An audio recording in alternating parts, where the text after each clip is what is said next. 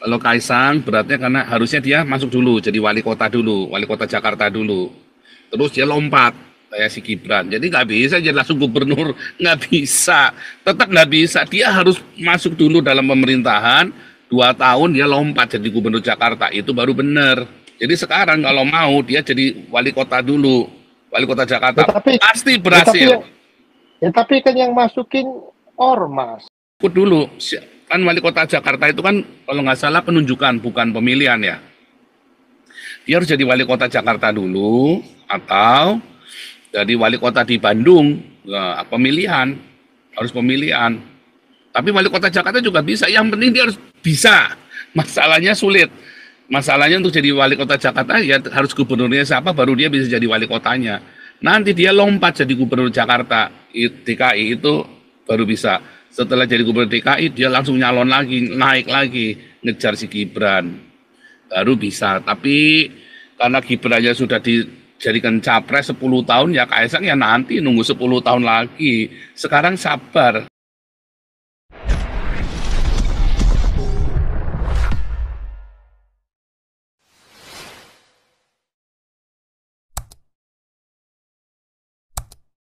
Pandangan saya ya. Terus kalau bicara soal izin usaha pertambangan yang diberikan yang dapat dimiliki oleh ormas keagamaan, kalau pandangan saya sih ormas itu harus menolak sih Pak semua. Kenapa? Saya takut ini bisa jadi konflik nanti di antara kita semua. Sama halnya kayak kejadian saat di Perancis kan, zaman kegelapan, gara-gara ekonomi, gara-gara politik, agama dipermainkan, ya ada nanti kita saling sikut menyikut, bunuh-membunuh, makin pecah negara ini. Itu yang jadi dewasaan, karena ormas ini kan, ormas keagamaan ini kan sebenarnya tujuannya untuk soal nilai-nilai rohani. Nilai-nilai spiritual kan, bukan soal nilai-nilai ekonomi. Di situ yang harus dimaknai gitu loh. Itu sih dari saya. Saya rohani kan perlu duit juga. Enggak gini loh Pak Orang. Tadi you mention kok gini ya, anak-anak muda ini kan susah, nggak harus banyak yang maju. Kalau maju di Indonesia itu cuma dua Pak. Satu, kamu punya banyak duit. Kedua, kalau kamu terkenal. Nah, kalau kamu terkenal nggak usah duit seperti si Uya Kuya sama si Komeng tahu-tahu bisa ke DPR. Dia nggak keluar duit gitu banyak. Malah Komeng kampanye 1 hari pun kagak. Nah anak-anak muda sekarang ini gimana? Kalau kamu punya duit baru kamu bisa maju, atau kamu terkenal kamu baru bisa maju. Ya itu aja di DPR, ya kan? Susah, repot. Kalau kamu nggak ada duit ya nggak bisa bersuara juga. Kalau kamu nggak terkenal ya nggak bersuara juga. Lah ini gubernur Jakarta ini siapa lagi yang dimajukan? Si Kaisang dimajuin lagi. Anak presiden Kaisang. Ngerti apa Kaisang jualan pisang goreng, ngerti? Nggak bisa. Kalau Kaisang berat ya. Saya rasa kedua Kaisang nggak bisa. Enggak, Pak udah dimajuin kan. Tuh. Iya tapi nggak bisa. Kaisang berat, nggak bisa. Terlalu kedua, cepat. Si Raffi Ahmad juga dimajuin. Terus ini orang ini buat candaan ini. Kalau Raffi Ahmad itu setahu saya gigolo loh Pak. Ya karena dia ada duit kan gitu. Iya, tapi setahu saya dari gigolo, dia nggak mungkin bisa Pak. Raffi Ahmad nggak bisa. Jadi Jakarta gubernur pemilihan ini kan buat itu udah rahasia, bukan rahasia lagi Pak. Raffi Ahmad itu gigolo itu bukan rahasia lagi Pak. Jadi nggak mungkin, susah, terlalu banyak celahnya dia. Kalau Kaisang beratnya karena harusnya dia masuk dulu jadi wali kota dulu, wali kota Jakarta dulu. Terus dia lompat kayak si Gibran. Jadi nggak bisa jadi langsung gubernur, nggak bisa. Tetap nggak bisa. Dia harus masuk dulu dalam pemerintahan. 2 tahun dia lompat jadi gubernur Jakarta itu baru benar. Jadi sekarang kalau mau dia jadi wali kota dulu, wali kota Jakarta pasti berhasil. Tapi kan yang masukin ormas. Kan iya nggak bisa, nggak akan menang, tidak akan menang. Gagal. Kalau pemilihnya banyak, kayak si Ahok, Anies. Nggak bisa. Itu ditarik kemanapun nggak bisa. Kalau Gibran udah menunjukkan simpatinya ya kan, waktu dia beredel itu orang itu semua terkagum-kagum sama Gibran. Nata Solo itu begitu rupa, orang walaupun baru 2 tahun orang terkagum-kagum, terkesima dengan Gibran. Caranya dia menghadapi media apa segala macam, media darling lah kayak bapaknya. Kalau Kaisang belum, dia masih seperti orang main-main, ya kayak orang mainan, orang iseng, anak gaul. Dia harus jadi wali kota di Jakarta dulu. Jadi caranya dia ikut dulu. Kan wali kota Jakarta itu kan kalau nggak salah penunjukan, bukan pemilihan ya. Dia harus jadi wali kota Jakarta dulu atau jadi wali kota di Bandung, pemilihan, harus pemilihan. Tapi wali kota Jakarta juga bisa, yang penting dia harus bisa. Masalahnya sulit. Masalahnya untuk jadi wali kota Jakarta ya harus gubernurnya siapa baru dia bisa jadi wali kotanya. Nanti dia lompat jadi gubernur Jakarta, DKI itu baru bisa. Setelah jadi gubernur DKI dia langsung nyalon lagi, naik lagi, ngejar si Gibran. Baru bisa. Tapi karena Gibrannya sudah dijadikan capres 10 tahun ya Kaisang ya nanti nunggu 10 tahun lagi. Sekarang sabar. Kalau buru-buru malah kedongsok si Kaisang itu nanti malah kejeblos. Harusnya itu ini ya analisa politik biasa, pribadi. Ya, kalau ini pribadi ya. Lanjut ini Gemar Rakyat ini Gemar Rakyat dulu ya Tasya ya. Gemar Rakyat ini udah lama nih nggak nongol nih. Salam Pak Pastor, malam Pak. Salam. Ini yang sudah jadi co-host kapan aja bisa nyelonong ya. Ini yang nggak dimainin kayak Jen semua kapan aja bisa nyelonong ya supaya seru ya. Lanjut, Mak. Iya. Iya, nih saya pikir pemberian izin tambang oleh Jokowi ya di menit-menit terakhir dia jadi presiden ini kayaknya blunder Pak ya. Blunder Ya, jadi. blunder lah, nggak bisa lah, berat. Iya, ini kita kan semua tahu tambang itu kan apa sebuah kegiatan yang padat modal dan padat tenaga kerja dan padat teknologi Pak ya. Jadi istilahnya modalnya bukan modal 1 miliar 2 miliar bukan Pak tambang ini. Jadi ini ibarat apa mau cuci uang kali Pak ya, cuci apa ya pencucian uang. Jadi ada modal besar mau dikemanakan modalnya nih. Akhirnya kan yang menang kan cuma NU doang Pak ya, NU ya.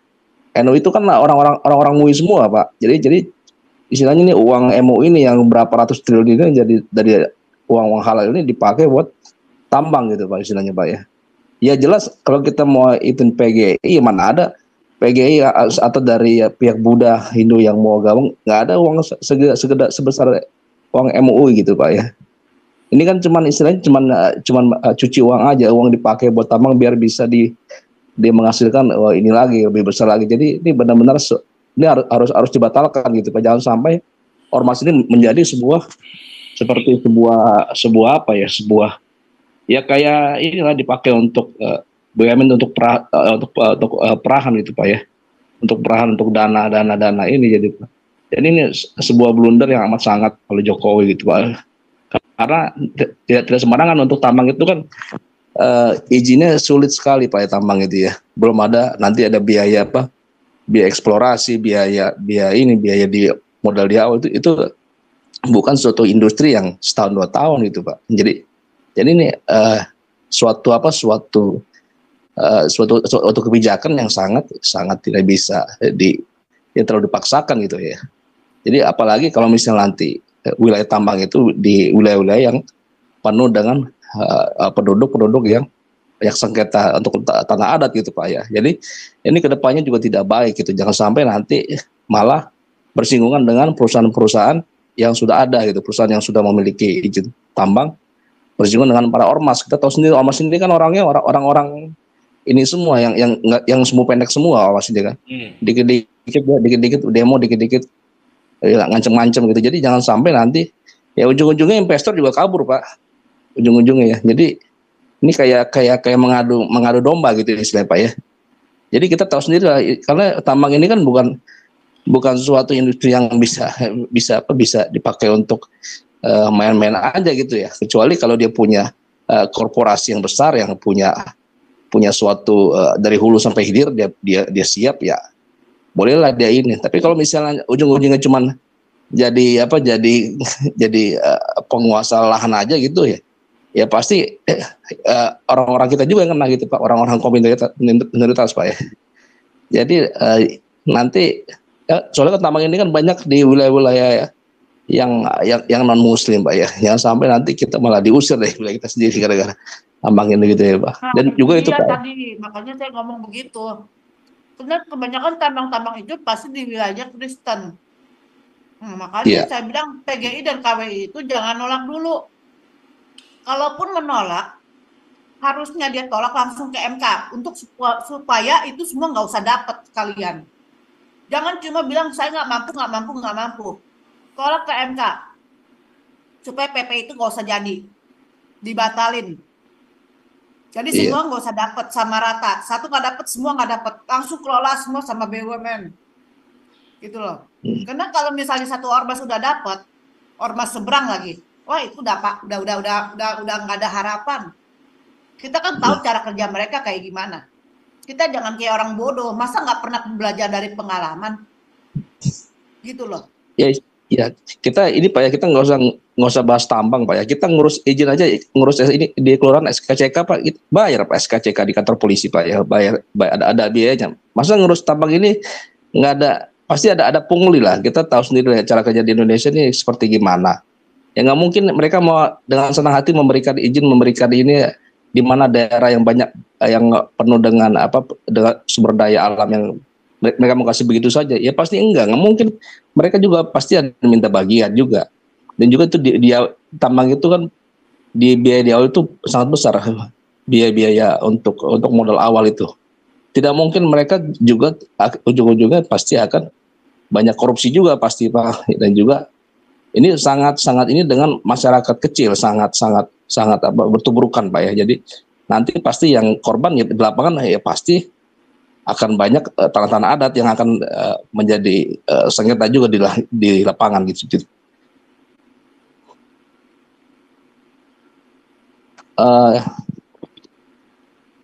Iya Pak, sama ini juga Pak ya, mungkin untuk kalau misalnya undang-undang perampasan aset Pak ya, kalau saya lihat sih perampasan aset ini tidak mungkin bisa disahkan gitu ya.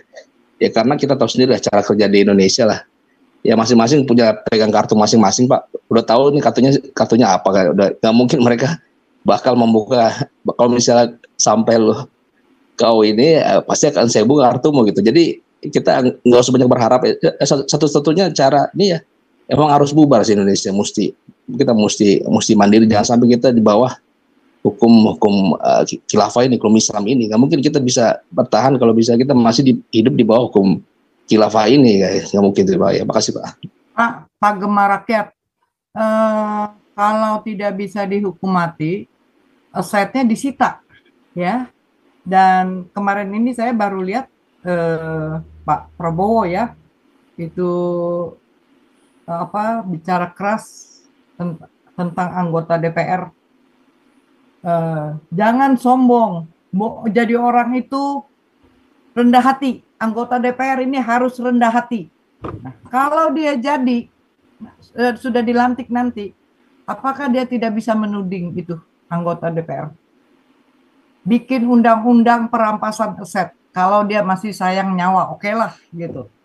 Yang koruptor itu dipenjara seumur hidup, dibuang ke Nusa Kambangan. Dan jangan dapat fasilitas kamar ber-AC. Biar merasakan bagaimana rakyat jelata tidur tanpa AC. Jangan pakai AC gitu loh. Biar rasa gitu loh. Lanjut.